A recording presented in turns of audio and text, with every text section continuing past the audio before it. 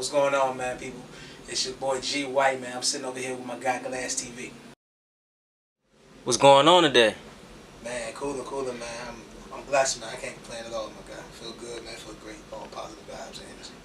Now I'm here with the creative, entrepreneur, and motivator of, one of the best, legendary G White of Virginia, man.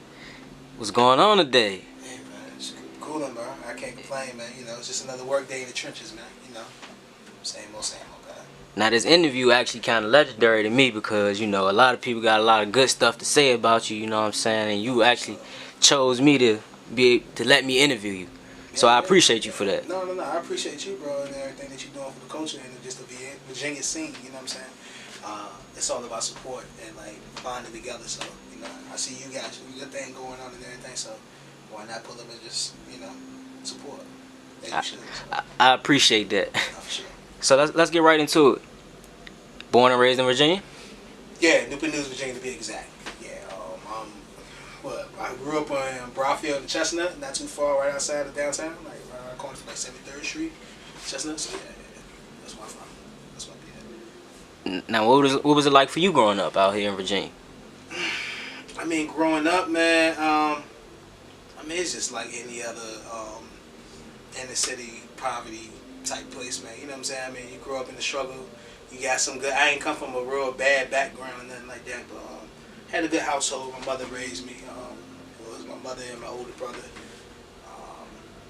Things was good, man. We had our hard times. My mama had times worked 2-3 jobs at a time, just to make ends meet, put food on the table, clothes on our back. So, shout out to Mama Duke. You know what I'm saying? Always. But not both parents? Nah, my father wasn't really into the picture. That relationship is what it is, but I salvage onto it, and I hang on to it for what it is right now. But my mother was the main provider in the family. She was the man of the household, in a sense. So what is it like growing up in Virginia? Actually, for the people that's never been to Virginia, what could you tell them about growing up in Virginia? Growing up in Virginia, man, growing up in Virginia can be rough depending on where you stand at. Luckily for me, I was right outside of where everything was really going on at. It was really around the corner, and my school was always down the street. So, I grew up near the bullshit and all that, but at the same time, it's pretty decent. As long as you got your head on straight and you doing something, 9 times out of 10 you won't really be in trouble. Now, unless you're in the wrong place, wrong time. Sadly, that shit happens, but other than that, man, it was pretty cool, man. You just really had to find something to do. My mama was on some shit where she was a parent where, you're not staying in the house all day. You're not going outside all day and being out past the street lights and shit like that. So we're gonna have you doing something. All the way from reading programs in libraries, fucking bowling, random shit. You know what I'm saying? Just niggas just trying to find their hobbies and activities that they can really latch onto when they're young. So my thing was always music. I latched on to the trumpet. My main instrument was the trumpet. Man, I latched on to it maybe my 6th, 7th grade year. After the drum line came out, I said, man, alright, I know everybody want to be a drummer and shit, but let me pick up this horn, because that was a fly solo Flight of the Bumblebee. He was kind of killing that shit low-key. Now, that's how I really grew up, you know what I'm saying? I don't mean to cut you off, but you spoke on, the drum line now. The kids that's growing up nowadays, they don't really know how big the culture was when it came to that. In Virginia. Nah, that shit was really big, man. It was a real big epidemic, excuse me. The people who was selling drugs and wanted to sell drugs, niggas was like, man, shit, I kind of want to pick up a drum or fuck with these sticks for a little second. I was alright, low key, you know what I'm saying? So, yeah, man, I think it was definitely a real big wave. The wave is still actually out here and everything, man. There's a lot of kids that's still growing up within that joint, and that's what it's feeding them. It's feeding their minds. It's feeding their creativity. So, big shout out to all the band people out there, all the band geeks. You know what I'm saying? We may try so hard not to be band geeks, but deep down inside it is what it is. We are. Accept it. So would you say 6th, 7th grade? That's where you picked up the passion for doing music and producing? Man, see, with music, man, it always used to be played in my household, man. From record players, vinyls, Temptations. That was my mother's favorite group. Temptations, Marvin Gaye, She always loved Kenny G for some reason. I was always trying to put her on Miles Davis, but she always like Kenny G lover. I mean, yeah, it was always music, always good music being played throughout the household. So I ain't really start diving in like my main culture shock. I would want to say like more to like hip hop and just the culture like that we living in right now. I think that more really hit me like 6th grade, like 6th, 7th grade when 50 Cent first CD came out. That was a big CD. That really hit me. Yeah, that was a.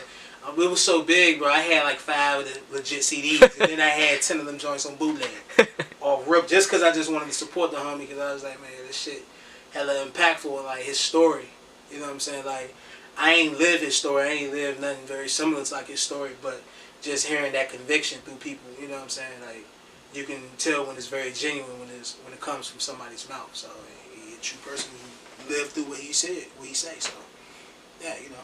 Big up to 50. So what actually got you into producing and, you know, being an engineer and being an all-around creative? So besides loving music, you know, in the 6th, 7th grade. Respect. I mean, I want to say the band really helped transition me. You know what I'm saying? So while I was still trying to do band and stuff like that, I was growing an interest in producing. I used to always have like a crack or a demo version of Fruity Loops on my slow ass Windows 98 computer or whatever. So this is like Fruity Loops like 3 or 4. This is like some shit back in the day. So I would just always pick it up and try to attempt to make a beat out of it, even though I ain't know what the hell I was doing. Always using that kick, that snare, hi-hat, that the regular stock shit, them stock 4 joints that it come with. I always start fucking with that, but I couldn't really grow past. I ain't even know how to put instruments in the motherfuckers for about a good 3, 4, 5 years. But I think like my 11th grade year in high school, I had my guy B. Gary. He kind of introduced me. He was like, yeah, bro, like I really want to jump with the beats, bro. Let's learn together. Let's get with it. The help between him and Trey Simmons, my business partner right now, we really just started fucking with it. We started fucking with it in band class. We'd get distracted. We weren't really doing no work, and it was a lazy day. We just started jumping on the computer and just like, nigga, bro, let's pull that shit up, bro. Let's make some beats real quick. Let's start making a couple beats and everything, and just start going from there. The passion just started growing and growing. I think that from there I had like a real life moment in a sense. You know what I'm saying? Like sometimes like when you try to grow up and everything, like you try to idolize and you try to be like other people when you really shouldn't be. You just need to really be yourself. So I ran into an altercation like that, almost my life being taken away and shit. So after I had that